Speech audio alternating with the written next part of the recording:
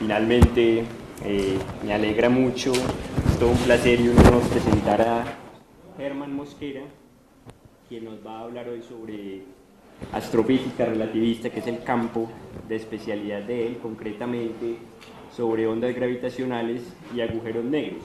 Germán es doctor en astrofísica del Instituto Nacional de Investigaciones Espaciales de Brasil y Master of Science también.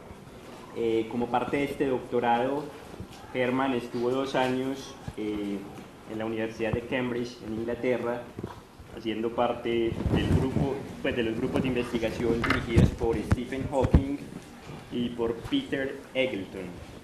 Es investigador actualmente de Colciencias en el área de ciencias básicas y de ciencia espacial. Su campo, como ya dije, es la astrofísica relativista, todas las consecuencias de la teoría de la relatividad general de Einstein, que el año pasado, como todos saben, cumplió 100 años. Y Germán tiene, digamos, un amplio historial de publicaciones en revistas especializadas como Physical Review, Astrophysical Journal, que llegan a las 78 papers técnicos oficiales. Entonces los dejo con el profesor Germán. Buenas tardes.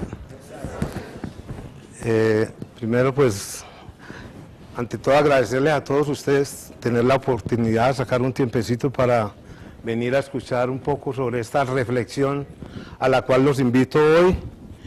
Es un esfuerzo dedicado, sé que la mayoría o casi todos ustedes son ingenieros o estudiantes de ingeniería y de alguna manera estos temas están un poco más alejados de la astrofísica y de la astrofísica relativística puedan resultarles un poco distantes.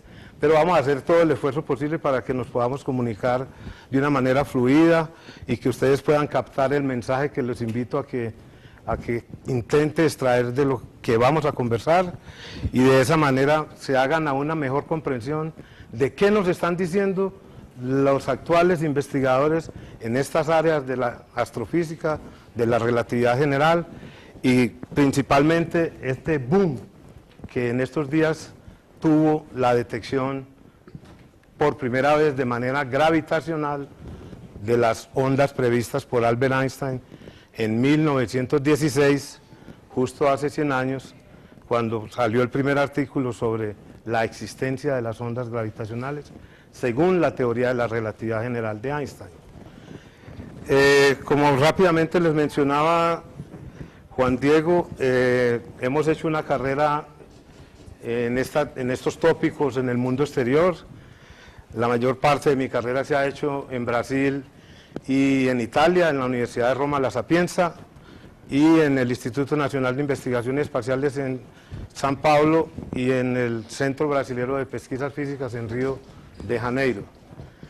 Hemos tenido muchos estudiantes colombianos, por fortuna. Tuve el gusto de llevar a algunos de la Universidad de Antioquia y de la Nacional para que fueran a estudiar doctorado en física con especialización o en astrofísica o en otras áreas de física que en ese centro podían disfrutar. Con la noticia que hubo hace unas 2 o 3 semanas, alrededor del 11 de febrero, se anunció por parte del LIGO, que es la sigla de Laser Interferometric Gravitational Wave Observatory.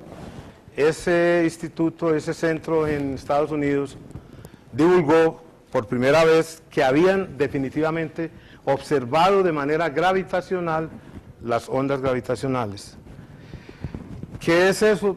Nos vamos a enfocar en detalle para que ustedes tengan una idea lo más precisa posible de qué es lo que Einstein quiso decir cuando habló de la existencia de ondas del espacio y que esas ondas en principio podrían o no ser detectables en el futuro distante, recordando la frase que Einstein publicó hace 100 años. No sé si ustedes ven o podemos reducir un poco la iluminación, pero no totalmente para que nos podamos comunicar. Les recuerdo que si tienen alguna duda en el intervalo del coloquio, pues por favor son bienvenidos a que me las transmitan para que hagamos un poco más práctica este contacto.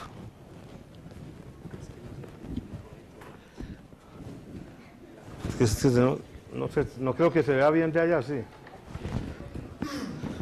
Pero yo creo que hay que bajarla porque si no...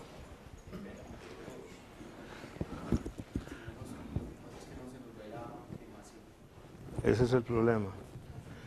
Pero no sé cómo les queda ahí la imagen para los que están ahí frente, porque aquí, pues con esta lámpara aquí encima, no sé cómo lo ven allá. Bueno, ese anuncio fue hecho entonces, como les decía, alrededor del 11 de febrero de este año. Fue toda una noticiosa referencia internacional, y para los que trabajamos directamente en ese tema, pues no nos fue ninguna sorpresa, porque como les digo, yo hice exactamente mi tesis de doctorado en ese tema específicamente, producción de ondas gravitacionales por objetos astrofísicos compactos, y eso incluye agujeros negros, estrellas de neutrones, enanas blancas, estrellas de quarks, y etcétera, etcétera, etcétera. Y este anuncio pues hablaba específicamente de agujeros negros.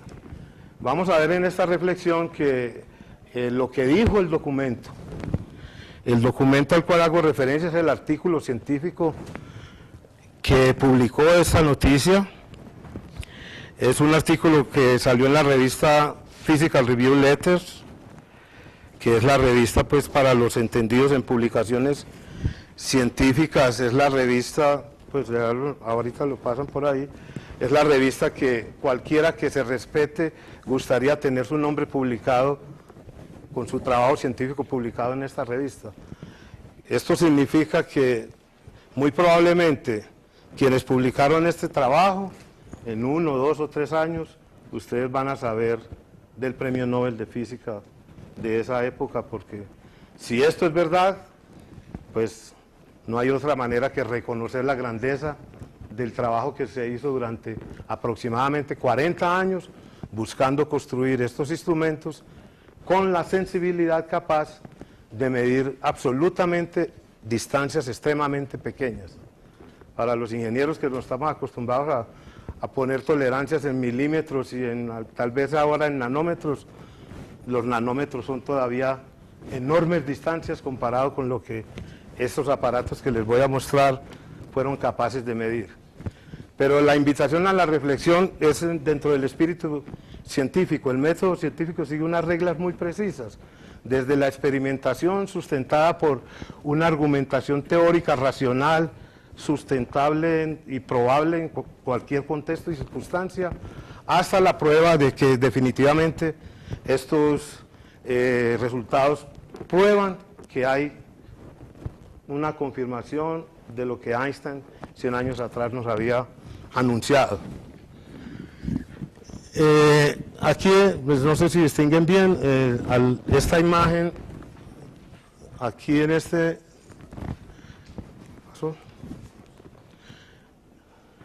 acá, es una representación de la idea de lo que supuestamente los observatorios LIGO consiguieron observar. El proceso mediante el cual dos objetos compactos, esos punticos negros, pueden ser agujeros negros, estrellas de neutrones o cualquier otra cosa. Esos dos objetos compactos se espiralan mutuamente y se van aproximando gradualmente hasta el punto en que se fusionan. El proceso se llama coalescencia, y al final de ese proceso, si son agujeros negros, como aquí idealizado, entonces se espera que al final del proceso resulte un nuevo agujero negro con algunas otras características interesantes. Ese objeto nuevo va a oscilar durante un tiempo y al final, después de que emite toda su energía en la forma de onda o radiación gravitacional, se queda estático.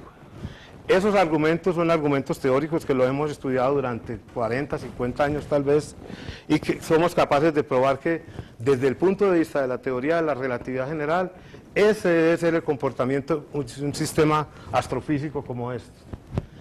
Las ondulaciones que aquí se representan es una extremadamente grande exageración del orden de oscilación o de ondulación que debe aparecer en el espacio-tiempo.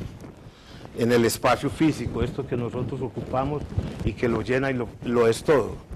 Pero contrario a lo que Isaac Newton pensaba, que el espacio era absolutamente estático, inamovible, invariable, la teoría de la relatividad de Einstein demostró que el espacio no es nada rígido y por el contrario se puede comportar como un cuerpo elástico que tiene módulo de elasticidad y tiene otras propiedades más exóticas. No solo propagar ondas, sino producir fenómenos de interferencias particulares y otra clase de estereoscopías que son fenómenos ópticos propios de las ondas electromagnéticas y sonoras, pero que nadie se imaginaba que el espacio-tiempo pudiese también hacer cosas parecidas a los que ya estábamos acostumbrados con las ondas electromagnéticas. Aquí tenemos al viejo Einstein cuando todavía podía escribir bien, como escribía de extraño, pero bueno, ahí está escribiendo el tensor de Ricci, que ya les voy a escribir brevemente qué es eso, pero no es el foco del asunto, solo para que se hagan a una idea meridiana de cómo se debe entender la esencia de la relatividad general en cuanto a explicar la existencia de las ondas gravitacionales. Elementos mínimos nos van a permitir entender qué son esos tales objetos. Aquí de lado tenemos una representación, es una simulación, una solución numérica para los que hacen ingeniería de sistemas y computación avanzada.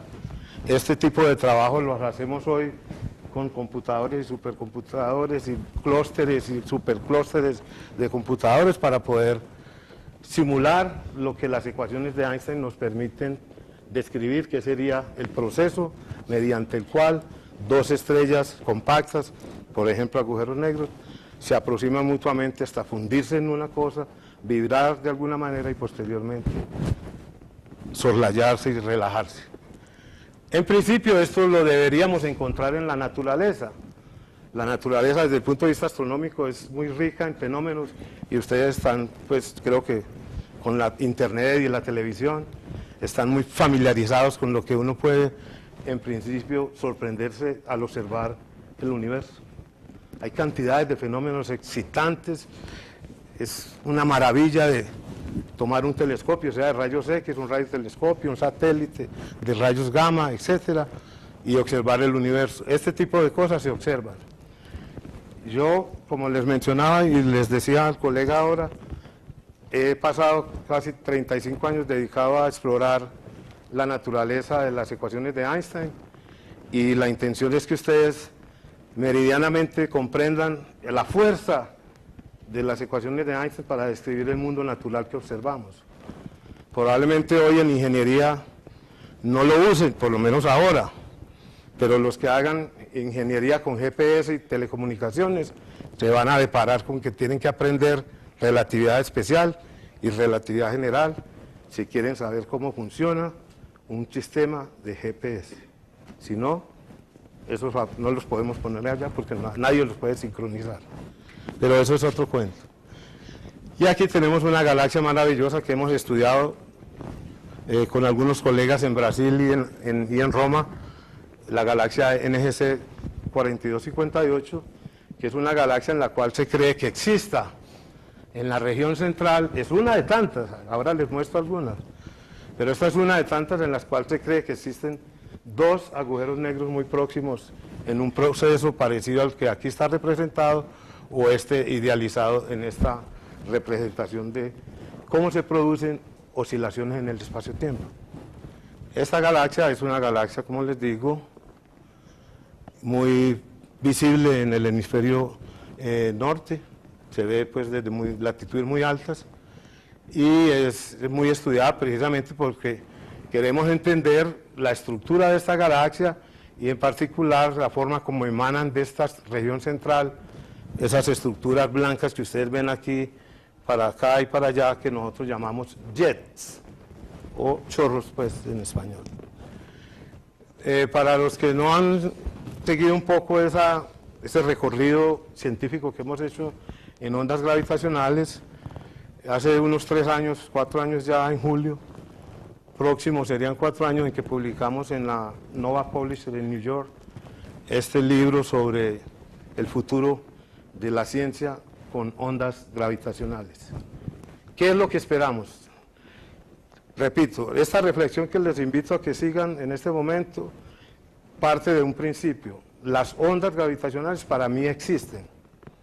Y la reflexión que les invito a hacer es, ¿qué fue lo que se nos dijo en los 2 artículos que divulgaron la observación directa gravitacionalmente de las ondas gravitacionales? Son 2 situaciones distintas. Esto al principio lo pueden encontrar por ahí en internet. Mi colega, el profesor italiano Cristian Corda, consiguió colocar un archivo PDF en algún lugar.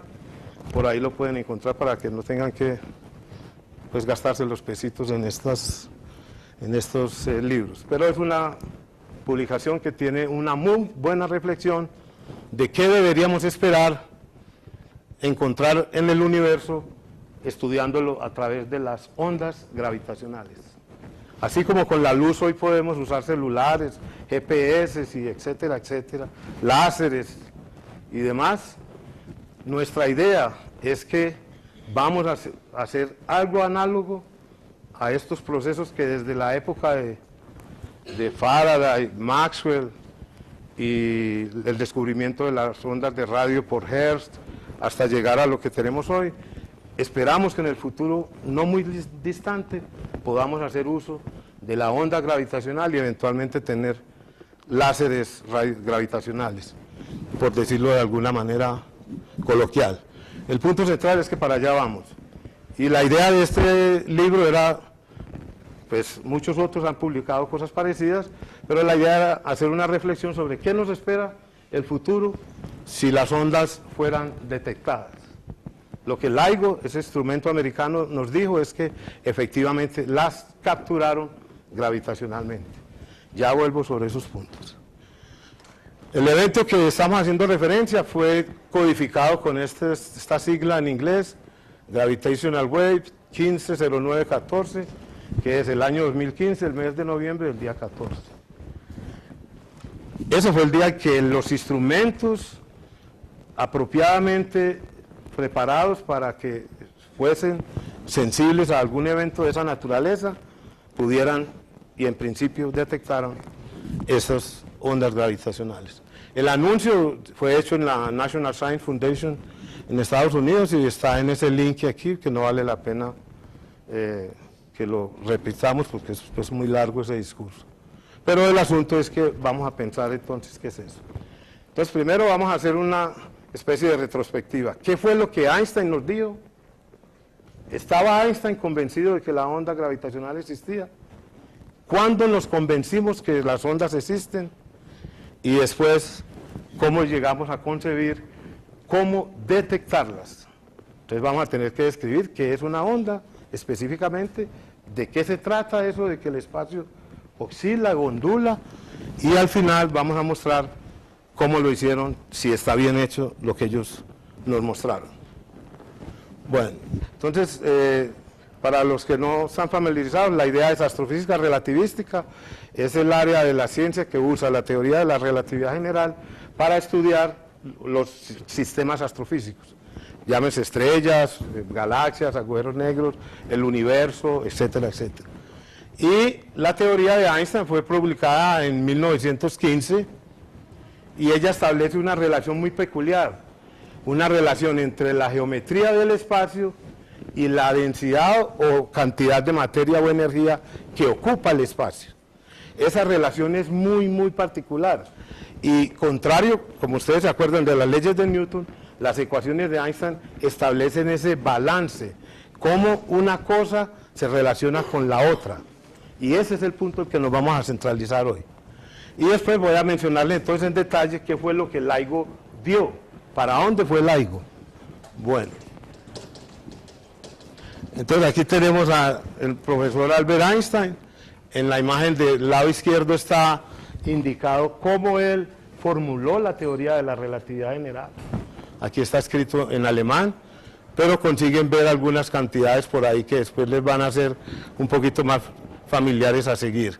Pero aquí dice teoría general de la relatividad, como él la formuló. Y aquí estaba dando uno de sus famosos seminarios en alguna universidad en Alemania en ese momento. Miren lo que Einstein hizo. Él publicó su teoría de la relatividad general en 1915. En ese artículo, él demostró que era posible deformar el espacio de alguna manera, y después de deformarlo era posible para el espacio decirle a la materia cómo moverse. Esa relación bionívoca inseparable hizo de la teoría de la relatividad general un camino diferente y más preciso para entender el mundo natural. Y las pruebas de eso no faltaron inmediatamente. Se explicó el corrimiento de la órbita de Mercurio en relación al Sol, se probó que lo que le faltaba a la teoría de Newton de 43 segundos, la teoría de Einstein los proveía naturalmente, con la idea de que el espacio-tiempo se deforma al ser ocupado por la materia, en este caso el Sol. Pero también él previó la expansión del universo, y eso ya hoy con el Big Bang lo tenemos más que comprobado. Einstein previó la existencia de ondas gravitacionales en un artículo publicado en 1916. La teoría salió en un artículo del 1915 y la idea de onda gravitacional salió correctamente publicada en 1916. Pero resulta que unos años después, Einstein y un colega de él, Nathan Rosen, se pusieron a pensar si lo que habían dicho, o él había dicho sobre la existencia de las ondas gravitacionales, era una realidad o no. Y entonces sometieron a publicación un nuevo artículo, que es, como lo ven aquí, con este título, sobre las ondas gravitacionales. 18 años después de que ya había probado literalmente que las ondas existían. Les recuerdo cómo Einstein llegó a la conclusión de que el espacio es deformable y que el tiempo es deformable. Eso lo hizo con la teoría de la relatividad especial. Einstein demostró que distancias a ser recorridas se pueden ver sus dimensiones físicas reales alteradas dependiendo del grado de velocidad con que uno se mueva en el espacio. Al igual, probó que si uno estuviera viajando por ejemplo, sobre el frente de onda de una onda de luz, el espacio se le volvería tan bizarro, tan extraño, que el tiempo prácticamente no transcurriría si uno viajase exactamente a la velocidad de la luz. Eso prueba que desde estar quieto y tener un reloj andando al ritmo natural nuestro, a comenzar a moverse y comenzar a alterar el ritmo al cual el reloj pasa a moverse, es un fenómeno real que se puede experimentar, y lo hemos hecho aquí en la Tierra y con los satélites en el espacio. De la misma manera que con las ondas interplanetarias que mandamos para descubrir los secretos de algunos otros planetas en el sistema solar y más allá, como las ondas Pioneer, por ejemplo. Entonces, en este artículo, Einstein y Rosen repensaron el asunto y llegaron a la feliz conclusión en esa época de que lo que ellos entendían por onda gravitacional no existía más. Y eso causó un revuelo, porque pues todavía seguía siendo una idea teórica, pero una idea muy bien sustentada teóricamente. ¿Y cómo es que de repente el propio autor de la idea original reflexiona sobre el asunto nuevamente y llega a una conclusión totalmente contraria? Eso en ciencia no es raro. No se olvide que la gente que hace ciencia también come, bebe, etcétera, etcétera, y le da una trotadita al mundo, y juega fútbol, etcétera, etcétera. Y Einstein no era la excepción a esa regla, y 18 años después concluyó que lo que había dicho correctamente inicialmente estaba totalmente equivocado.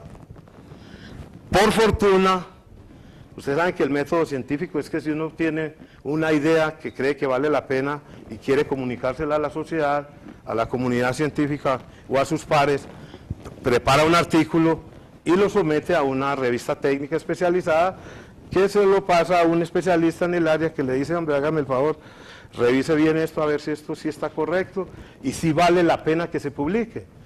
Entonces, este artículo, la portada está ahí, se lo mandaron a un señor que era profesor en Princeton. Einstein era profesor en Princeton también.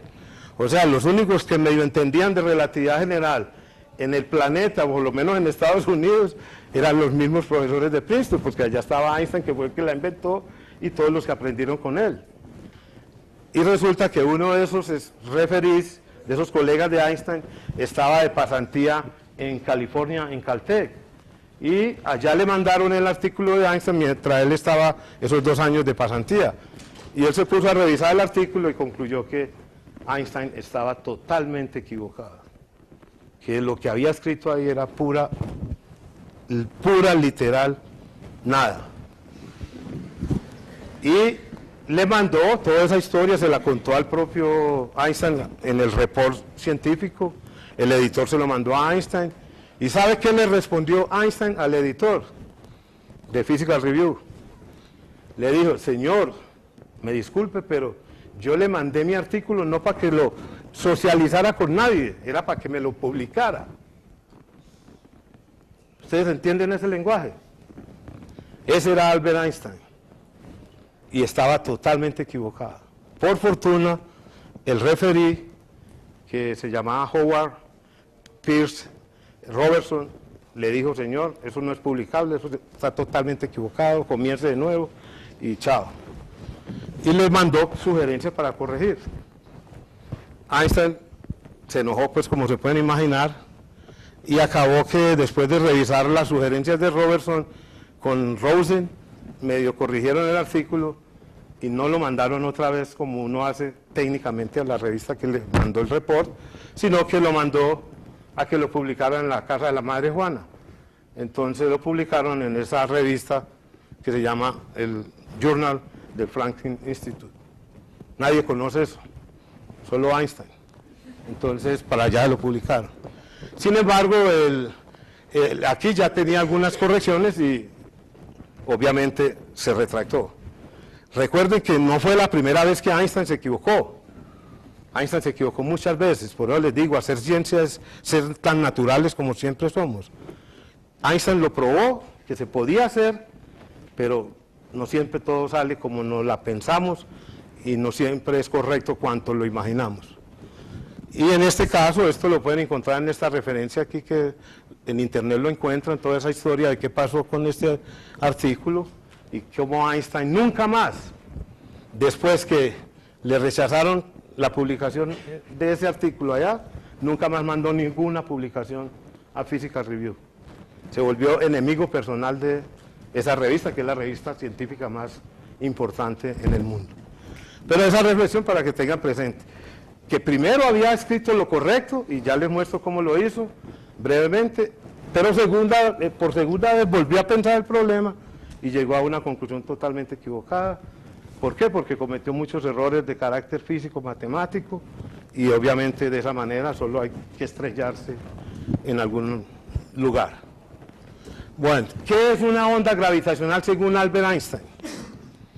Entonces ustedes están familiarizados con ondas sonoras como esto, el bla bla bla de aquí, pero las ondas de luz están ahí, como permiten ver esas imágenes, y estamos acostumbrados a lidiar con ondas de radio, celular, etcétera, etcétera.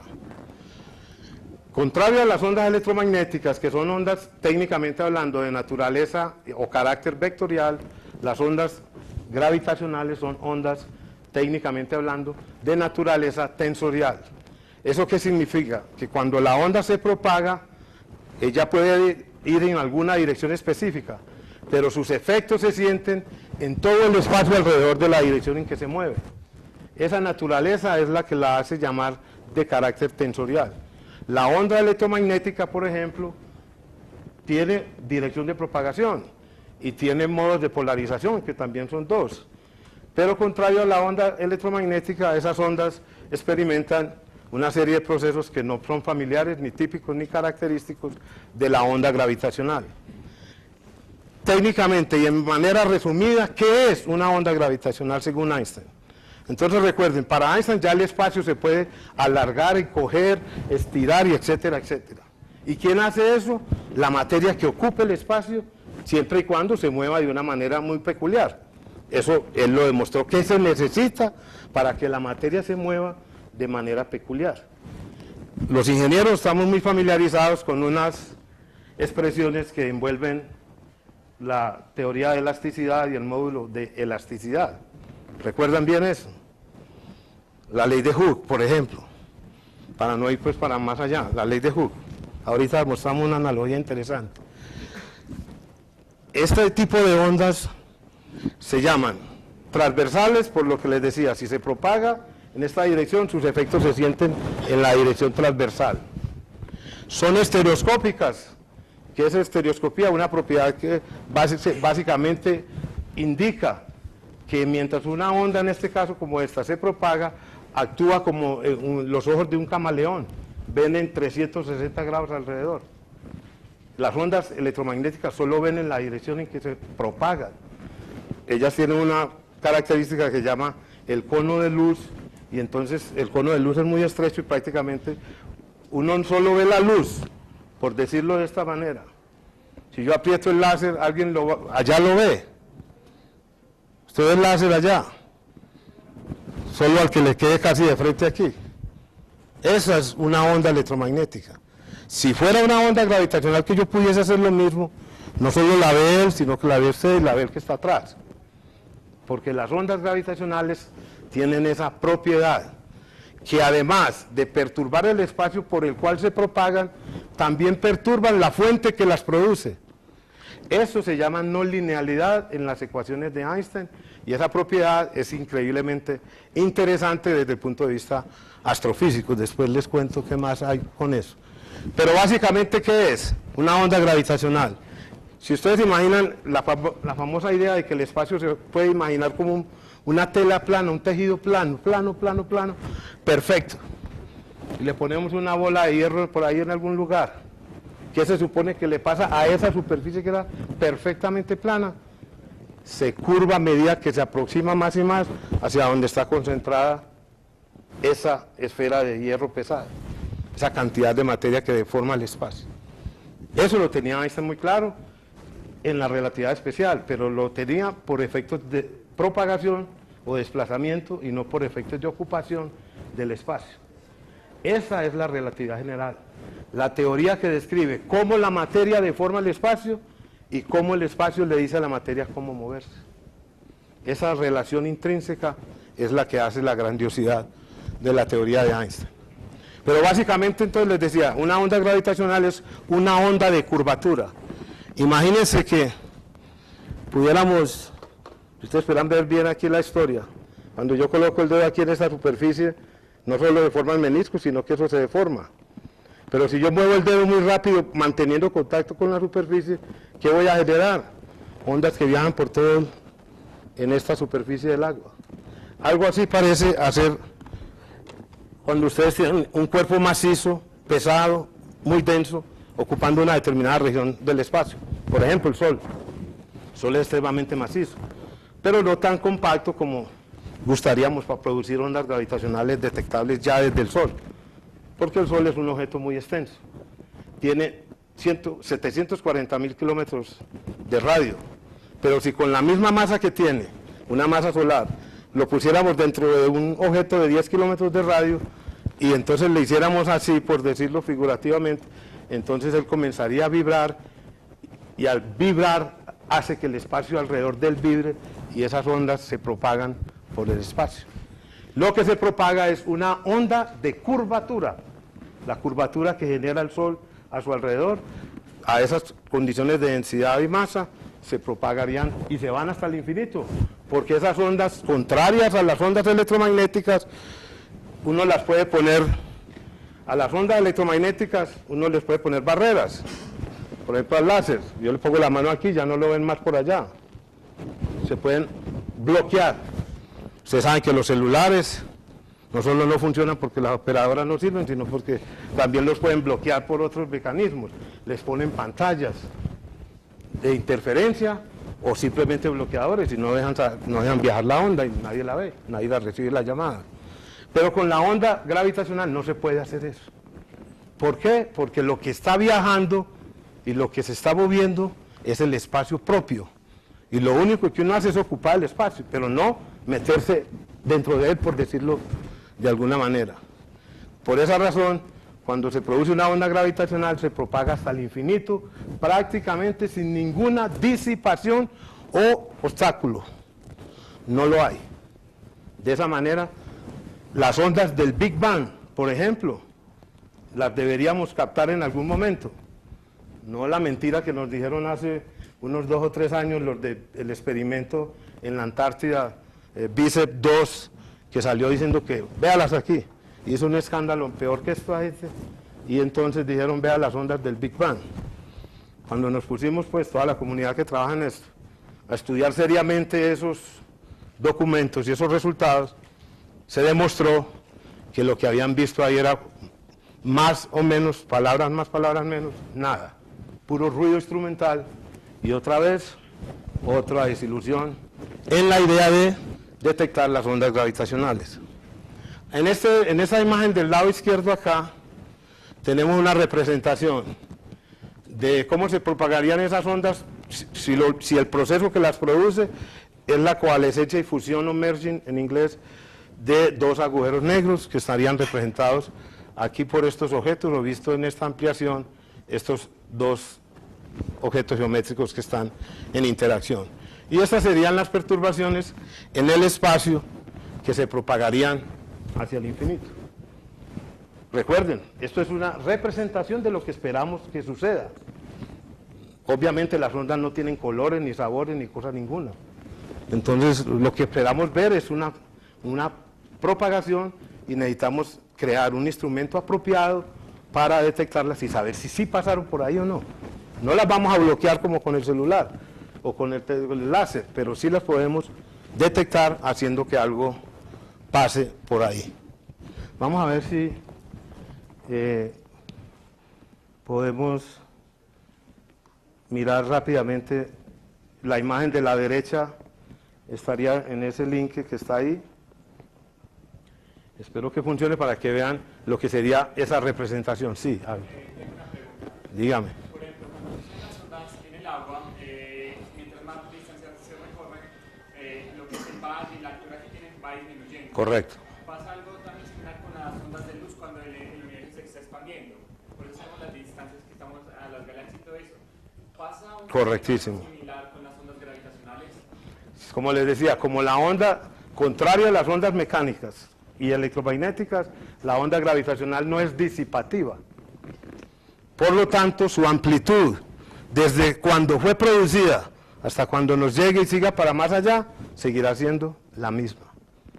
Esa es la diferencia con la luz, cuya intensidad decae. Claro, una onda gravitacional también, digamos que se le puede asociar una intensidad, y eventualmente esa intensidad también va a decaer, pero la intensidad como la caracterizamos y la definimos para una onda mecánica o electromagnética, pero la amplitud no. En cambio, con la onda electromagnética sí, la amplitud también decae. Por ejemplo, la analogía que citaste del Big Bang, las ondas del Big Bang serían muchísimo más de onda corta que los peores rayos gamma que pudiesen existir hoy en el mundo natural, pero ahora nos llegan como ondas de radio.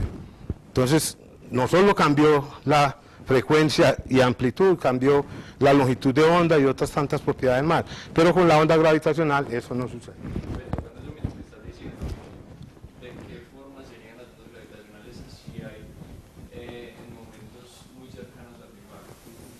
Así como en amplitud y... No, ciertamente serían con frecuencias extremadamente grandes allá, en los instantes en que se produjeron, por decir algo. El espectro clásico que calculamos de ondas gravitacionales producidos por procesos astrofísicos relativamente bien conocidos hoy en astrofísica, produciría ondas gravitacionales con frecuencia máxima, digamos que 5000 Hz, sería como lo máximo. Los procesos astrofísicos más dinámicos, más extremadamente dinámicos, producirían ondas naturalmente de hasta 5000 Hz. Pero usted sabe que las ondas electromagnéticas tienen frecuencias de 10 a la 20 Hz, etcétera, etcétera. Es posible que se puedan producir ondas gravitacionales por fenómenos análogos a los que pasan con las ondas electromagnéticas de alta frecuencia. Si hay tiempo les muestro un experimento que estamos provocando y estamos trabajando para presentar con los colegas de Italia, Cristian, y los colegas de una universidad en China, para producir un detector de ondas gravitacionales de altísima frecuencia, que pudiera ver las ondas del Big Bang y de otros procesos análogos a eso. Entonces, hay manera.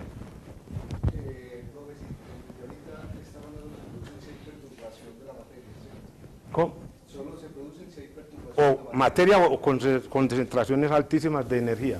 Pero con perturbación. Sí, que hay que sacudirlas de alguna manera. Y esa energía entonces que se disipan estas ondas se conservaría por el infinito.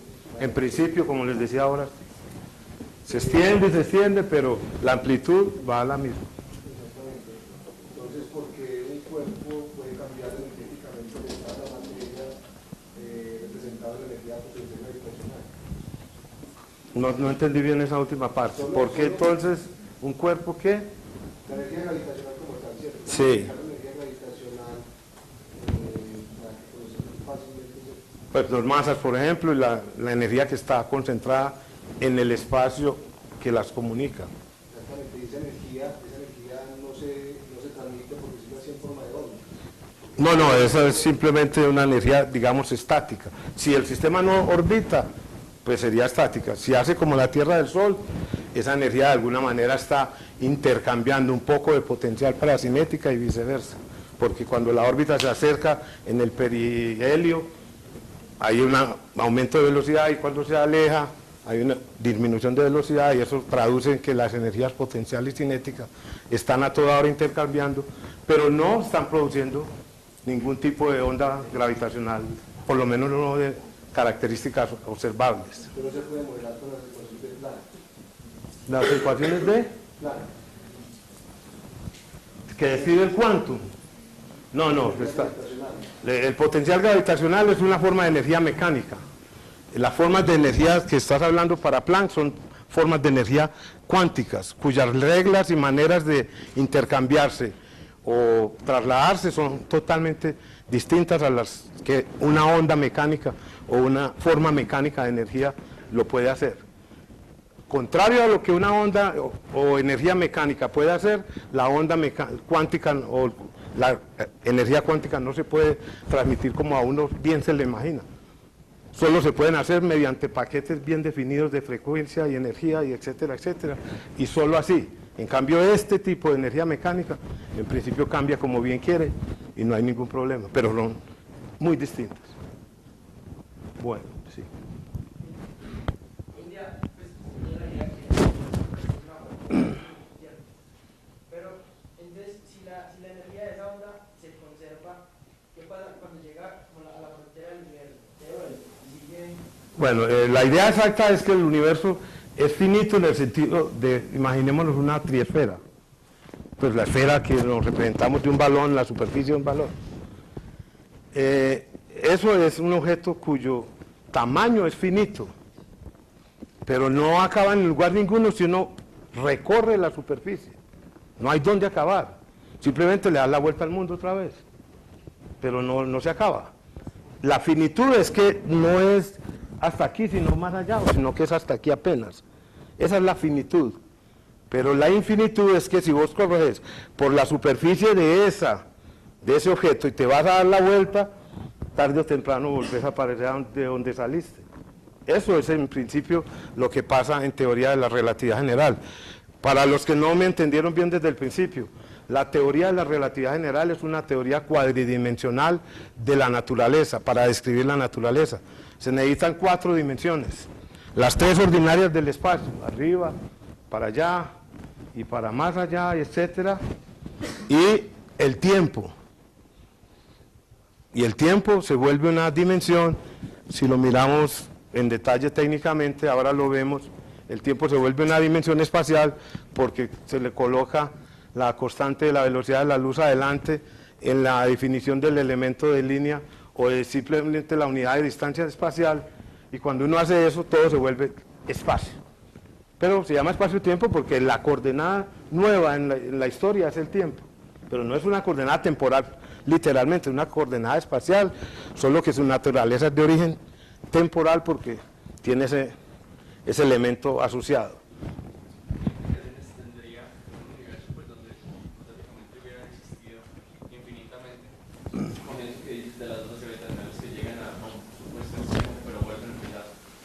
Pero si es radialmente infinito, pues No es cierto. Tenemos espacialmente un universo finito, pero temporalmente un universo infinito. Digamos, se crea por aquí una onda gravitacional, por acá otra onda gravitacional. Eventualmente, ¿qué pasa cuando se cruzan los dos? si imaginemos la triesfera de la que hablamos ahora, que ustedes estudian en cálculo diferencial, 1, 2 o 3, no sé hoy en día cuál es, pero es esa superficie. Técnicamente tiene un tamaño, el radio de curvatura. Ahora lo vamos a ver aquí, aparece por todos lados. Pero la superficie como tal, que es la que supuestamente, donde nos estaríamos moviendo, no acaba en lugar ninguno. Porque a menos que uno ponga una, como hacen la gente que juega golf, que pone una varita aquí con una veleta, si uno no pone absolutamente nada, ni siquiera se da cuenta cuando llegó al lugar de donde salió. Y eso es natural en el universo hoy. Si una onda gravitacional se propaga en un universo con esas mismas características, lo máximo que podrá hacer es que algún día volverá a pasar por aquí. Si el detector está ahí, la tendrá que volver a ver y la verá básicamente de manera igual. Esa es la realidad.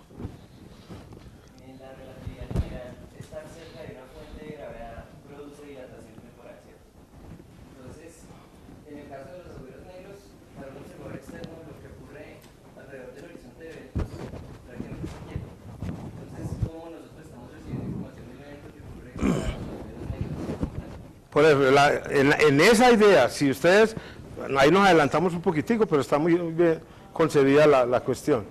Si en esa idea que el agujero negro es como lo piensan los teóricos de la relatividad general, que es, ahorita lo volvemos a analizar, una discontinuidad en el espacio-tiempo, un hueco literal en el espacio-tiempo que separa el estar en este universo del irse hacia no se sabe dónde, que esa es la idea de agujero negro, la frontera que hace esa separación entre estar aquí en este universo y desaparecer hacia la nada o hacia otros mundos, depende de si es multiverso, si no es sino uno, habrá que pensar que para dónde se va.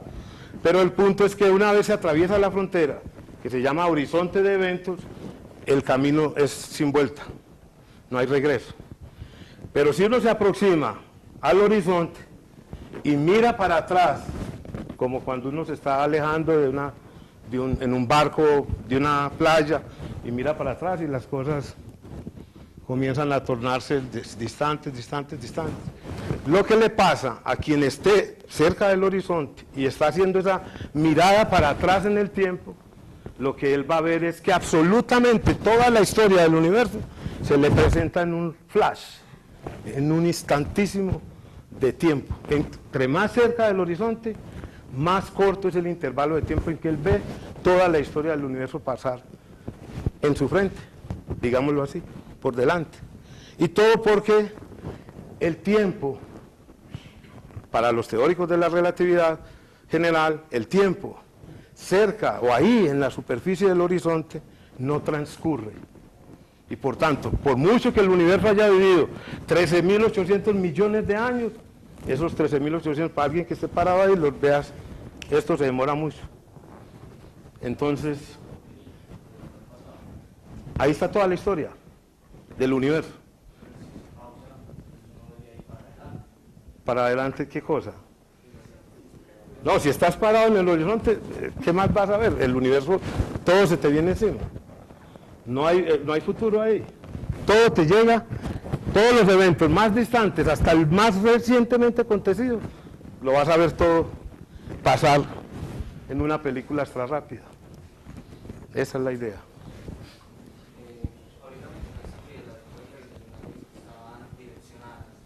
¿Qué es lo que define la dirección de esas ondas y cómo se produce la dirección como tal? Todas las ondas, todo fenómeno ondulatorio tiene lo que llamamos una dirección de propagación o un vector de propagación, un sentido en el cual uno dice literalmente la onda ahí va. Miren esto aquí, este puntico rojo representa literalmente, es una otra forma de teoría de gravitación que no les voy a explicar ahora porque el objetivo es otro, pero lo que sí es cierto es que eso es una onda gravitacional en una teoría de gravitación que no es la de Einstein. Pero este puntico rojo representa exactamente la dirección en que la onda estaría propagando, según lo que ustedes consiguen percibir ahí, para dónde se está moviendo ese punto rojo, hacia la derecha, hacia la izquierda, hacia el frente. ¿Qué creen concluir mirando esa imagen? Hay una parte que se mueve en el plano de la imagen y hay otra parte que se mueve en la dirección en la que ustedes están. Si fuera una onda pura de Einstein, se movería solo en la dirección, el punto rojo apuntaría solo en la dirección hacia allá donde ustedes están. Pero el espacio se deforma básicamente como lo muestra, exageradamente claro, como lo muestra esta región aquí alrededor. ¿Me comprenden? Sí. Hablando ahorita de los horizontes de sucesos, ¿en qué puntos pararía todo el tiempo? ¿En el horizonte de sucesos? Pues o ya luego, entrando a los Literalmente, sí. En el aparente horizonte de sucesos. Literalmente, si alguien se pudiese parar ahí, ahí se para el tiempo. Pero en el horizonte de sucesos o En el horizonte. de sucesos. Ah, no, la noción de aparente de horizonte es otra cosa. Solo se aplica a un otro tipo de objetos. En el caso de un único agujero, esos conceptos son bien inspirados, está correcto. En el caso de mirar y analizar un único agujero, no es posible hablar de horizonte aparente. Solo es posible hablar de que exista un eventual horizonte aparente cuando tengamos dos o más agujeros negros en interacción. Y eso significa básicamente que si pudiéramos tener dos esferitas aquí, y ustedes están muy, muy distantes de mi persona, y yo tengo, para mí las dos bolitas están aquí separadas, pero alguien que esté muy distante, ¿qué va a ver aquí? Que yo tenga en la mano. Lo que va a ver es básicamente una cosa borrosa que dice que tengo alguna única cosa y no dos. ¿Me entienden la idea? Eso es lo que se llama horizonte aparente. Lo que uno ve distante cuando en la realidad tiene dos o más cosas muy próximas, pero está tan distante que le da la noción como que lo que hay en realidad es un único cuerpo cuyo radio se puede inferir de ahí y uno lo llama horizonte aparente. Vamos.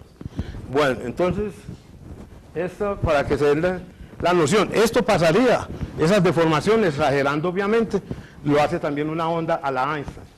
Pero es para que tengan una idea qué es lo que entendemos por una deformación del espacio alrededor de una onda gravitacional. Bueno.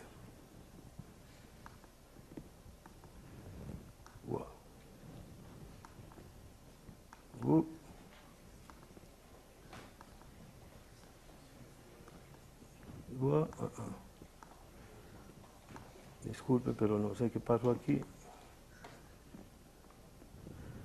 Veamos si podemos continuar. Que esto me da la impresión de que se bloqueó y habrá que... Juan, pues en principio está, miremos a ver, me parece que se bloqueó esto. Juan Diego, ¿qué crees que...? No, ahí ya lo llamé, pero no sé, me parece que se bloquea de alguna manera cuando se llaman esas simulaciones que queremos presentarles. Pero bueno, ¿cómo sabemos que las ondas gravitacionales existen? Lo sabemos desde hace muchísimo tiempo. Esta imagen del lado izquierdo, concentrémonos en esta imagen de momento. Esta imagen representa una predicción de la teoría general de Einstein de cómo sería la evolución de dos objetos compactos que están inicialmente separados una distancia normal, razonable en el espacio y que orbitan alrededor de un baricentro común y que se van aproximando mediante la emisión de onda gravitacional.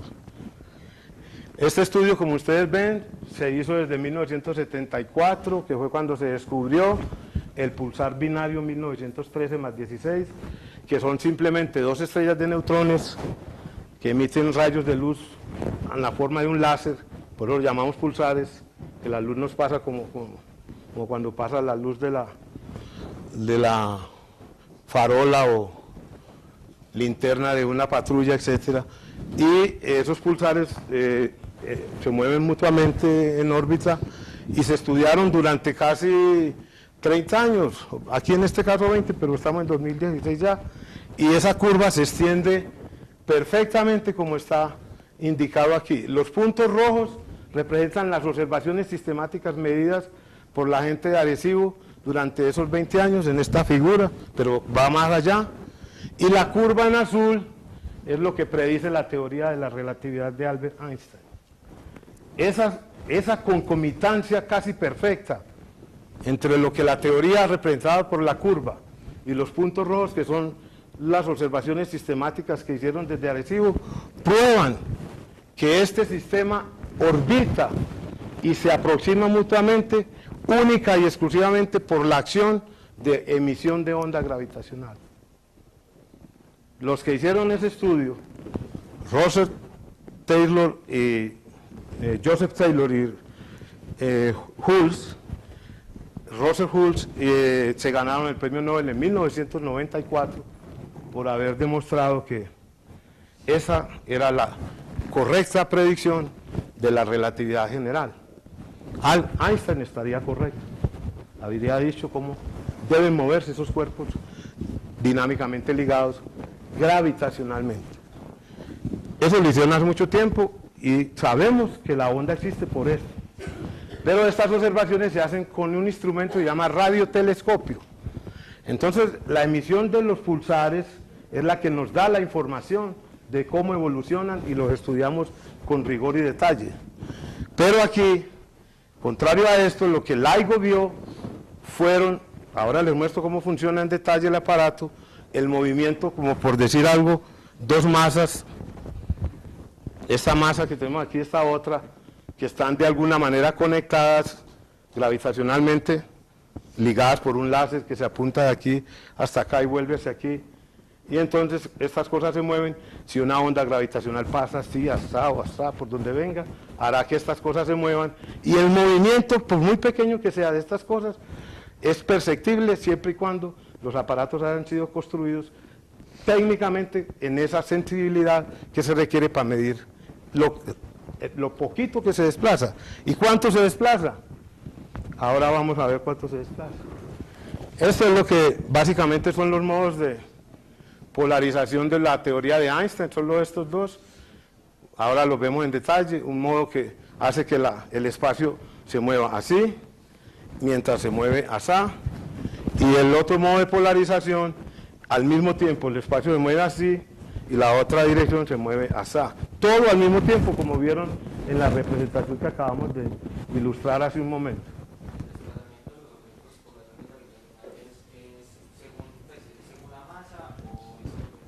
No, recuerde que todo es independiente de la masa, vía el principio de caída libre. No importa cuán grande o pequeño sea, todo cae de manera igual. Lo demostró Galileo hace 500, 400 años o más. Eso es el principio de equivalencia. No importa si tenés mucha masa o tenés poca, si te suelto desde el mismo lugar, caes de la misma manera. Entonces no importa la masa. Resumiendo, me voy a economizar los tecnicismos, pero para que sepan cómo se escribe eso. Estas son las ecuaciones de Einstein. El lado izquierdo es la parte geométrica. Esto es un tensor que se llama tensor de Ricci. Este es el tensor métrico. Este es el escalar de curvatura, como decir el radio de la esfera de la que hablamos ahora. O mírenlo aquí, como si fuera este R, describe la curvatura de esta superficie aquí. Pongamos que esto es un objeto compacto, el Sol, y este sería como la deformación alrededor de él, y por eso los planetas se mueven en esa manera. Aquí está una representación de uno de esos planetas. Y bueno, y aquí está la parte de materia-energía, en esta otra entidad que es otro tensor. Esas ecuaciones son extremadamente complicadas, y etcétera, etcétera. Pero uno sabe qué es lo que dicen. Que la materia que está descrita por esta cantidad le dice a la geometría cómo deformarse. Y una vez la geometría se deforma, le dice a la materia que está por allí cerca cómo moverse en esa geometría. Y esas son las ecuaciones de Einstein. Esa es la forma más complicada. Esas son ecuaciones diferenciales de cuarta derivada para los que les gusta la matemática. Son ecuaciones diferenciales de cuartas derivadas. Eso es muy rico de jugar matemáticamente. Hoy hay computadores, entonces se pueden hacer programas algébricos para resolver eso, hasta cierto punto, pues no es siempre así. Hay que poner la mano y la cabeza en algún lugar. Pero bueno, ¿cómo Einstein se dio cuenta que realmente esas ecuaciones lo que describían era este tipo de fenómeno? Muy fácil. Hace un momento les mencioné la ley de Hooke. Recuerden la ley de Hooke. La ley de Hooke relaciona que una fuerza es proporcional al negativo de la distancia en la que actúa. ¿Cierto? Cojan un resorte, lo estiran, entonces la fuerza es para acá, es contraria y es proporcional a cuánto se estiró. Esa es la idea, ¿cierto? Esa es la ley de Hooke. Y eso tiene un señal negativo en algún lugar. Las ecuaciones de Einstein, en esta forma que está escrita aquí, no se ve el señal negativo, pero se escribe de manera igual.